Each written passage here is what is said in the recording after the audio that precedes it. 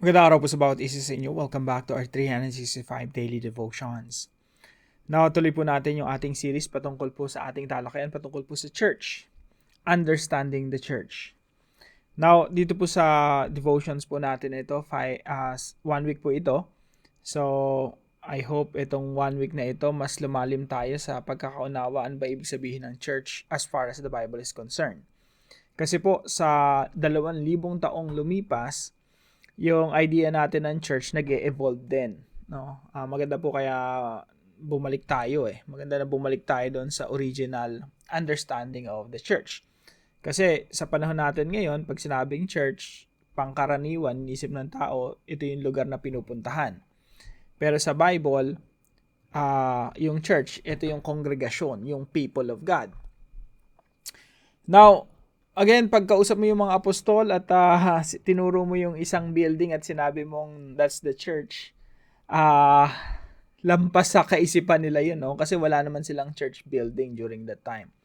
For the first 300 years of church history, wala naman silang tinuturing na church building. Kasi pag sinabing church, ecclesia, called out ones, ang tinutukoy mga tao, kongregasyon, people of God, family of God. So ito po yung mga naging discussion po natin itong mga nakaraan. The church is the family of God.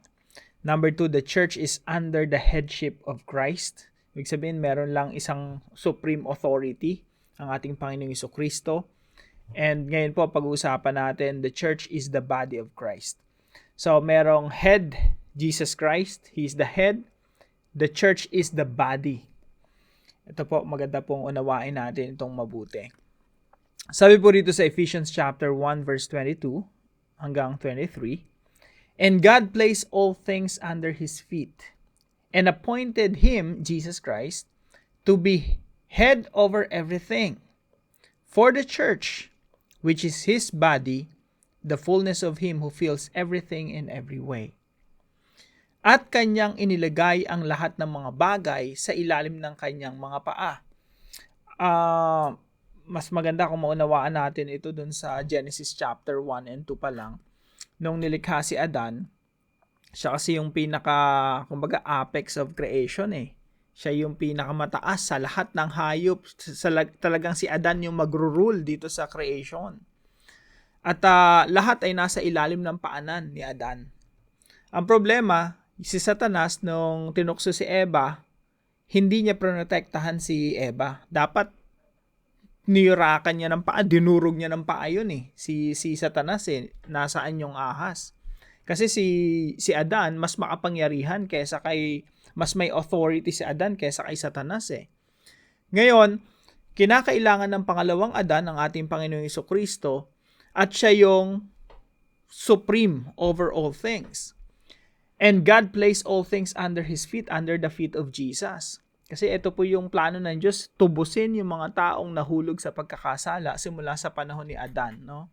Yung mga tao na yon, hindi ho every individual, kundi yung mga taong nananampalataya sa Panginoong Jesucristo, nananampalataya sa Diyos. So sabi dito, at Kanyang inilagay ang lahat ng mga bagay sa ilalim ng Kanyang paa, sa paa ng Panginoong Jesucristo, at ginawa siyang ulo ng lahat ng mga bagay sa iglesia, na siyang katawan niya, ang kapuspusan niya na pumupuspos ng lahat sa lahat. So ito po yung una nating teaching ngayong araw. Christ is the supreme authority of the church.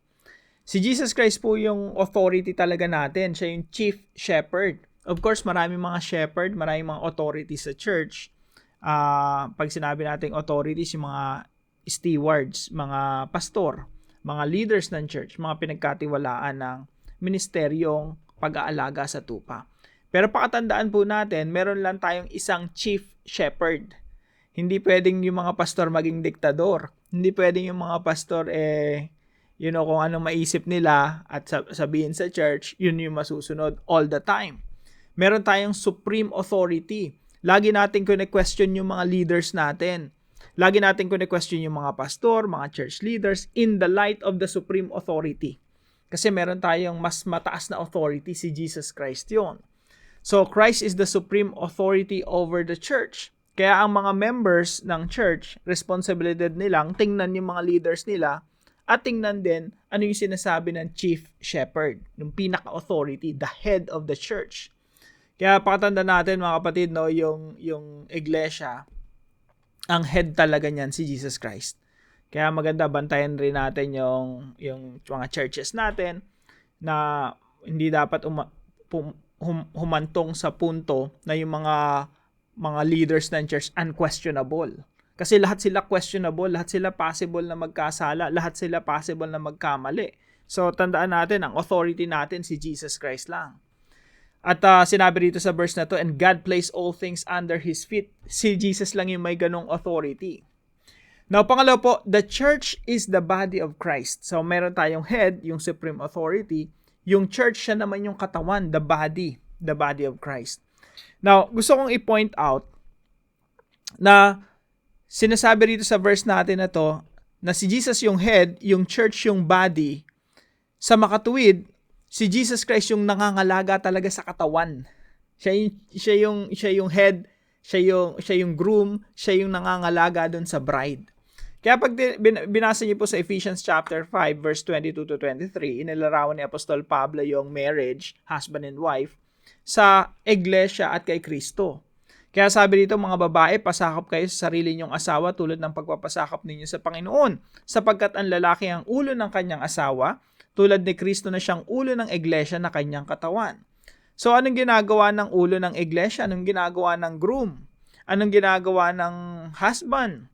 Yung husband, inaalagaan yung kanyang katawan, yung babae, kay Jesus Christ naman, inaalagaan niya yung church. In fact, namatay ang Panginoong Jesucristo for the church.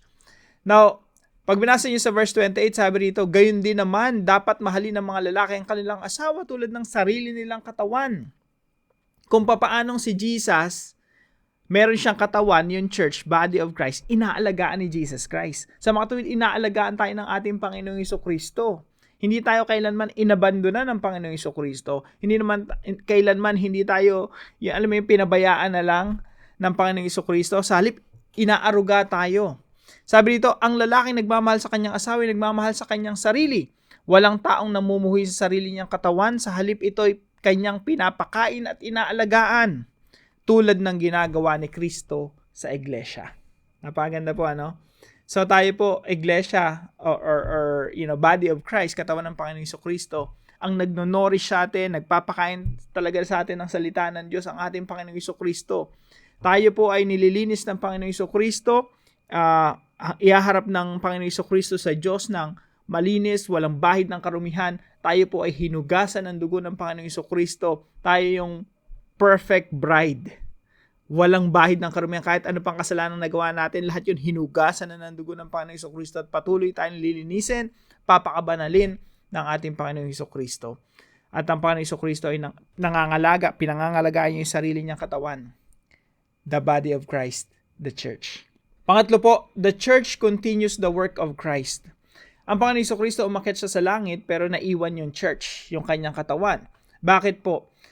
Kasi si Jesus Christ umakyat siya sa langit upang umupo sa kanyang trono at maghari sa lahat. At yung church niya, yun yung representation niya sa lupa para ipagpatuloy yung mga gawain na sinimula ng ating Panginoong Jesucristo. Therefore, kapatid, ikaw na nanonood ngayon, nakabilang sa iglesia ng ating Panginoong Jesucristo, ay pinagpapatuloy mo ang sinimula ng Panginoong Jesucristo 2,000 years ago. Meron kang mission, kapatid. Meron akong mission.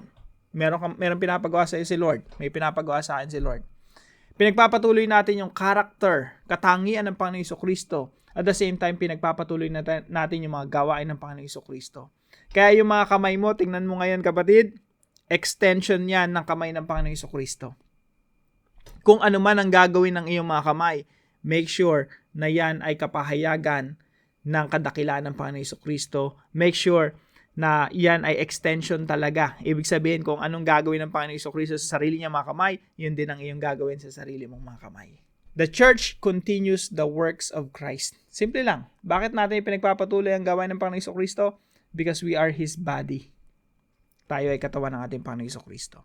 So, i-apply po natin ito sa ating mga buhay. Number 1, give your utmost loyalty to Christ. Ang loyalty po natin hindi sa tao. Alam niyo po, malaking problema nito sa Pilipinas. Kasi sa atin, identity politics eh. Ang isip ng tao, hindi sa prinsipyo, hindi sa pananaw, hindi sa filosofiya, hindi sa mga ideolohiya. Ang kaisipan ng tao, sino ba yung politiko na yan, no? Pro ganito, pro ganyan, anti ganito, anti ganyan. Puro sa tao nakatingin, identity politics. Ganun rin ang nangyayari sa church. Yung mga tao, yung loyalty minsan nandun sa tao eh. At yung iba namang mga leaders, feeling naman nila, boss sila dun sa church, no? At gusto niya ng loyalty ng mga tao. Gusto niya, okay, loyal lang kayo dapat sa akin, ha? Something wrong, very wrong. Tayo po, as the body of Christ, we give our utmost loyalty to Christ. Yung loyalty natin nasa Panginoong Jesucristo, lahat ng leaders natin, questionable. Ako, leader po ako ng church, I am questionable. Ibig sabihin, pwede akong questionin sa mga ginagawa ko, may mali akong ginagawa, may mga pananaw akong mali, may theology ako na mali, lahat yun dapat ko na-question.